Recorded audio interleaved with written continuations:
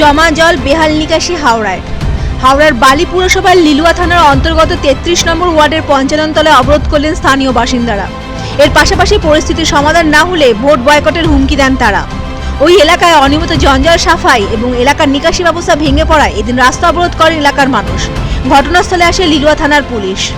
এখানে দীর্ঘদিন সব নর্দমার জল অনবরত পড়ছে, রাস্তা পুরো জাম, আমরা যাওয়া আসা করতে পারছি না, বাচ্চারা স্কুল যেতে পারছে না, রাস্তার জন্য বয়স্ক মানুষরা পিছলে পড়ে যাচ্ছে, এমন পচা জল, নোংরা, কোনো নোংরা পরিষ্কার হয় না, অনেক দিন ধরে নোংরা সব জড়ো হয়ে রয়েছে এখানে, পুরো ড্রেন ট্রেন সব জড়ো, আমরা এখানে যাতায়াত করতে পারছি না। এখানে কিন্তু রাস্তা বন্ধ হলে অর্ধেক লোকজন যায়। কত নম্বর ওয়ার্ড, কোন মিউনিসিপ্যালিটি? 33 নম্বর ওয়ার্ড। আমরা তো জানি বালি কিংবা হাওড়া যে কোনো একটা, কিন্তু এখন তো হচ্ছেই না, দীর্ঘদিন ধরে 12 মাস জল, নোংরা রাস্তার মধ্যে, বাড়ির মধ্যে জল ঢুকে যাচ্ছে, এইভাবে আমরা কি করে থাকবো? উনি তো বলছেন, আশ্বস্ত করছেন 48 ঘন্টা, কিন্তু আমরা দুদিনের জন্য চাইছি না, আমরা চাইছি যেটা পার্মানেন্ট ভাবে ঠিক হয়ে যায়, পার্মানেন্ট ব্যবস্থা করবেন। আশ্বাস তো দিয়েছে ওনারা, দেখি দেখা যাক এবার কি হয়।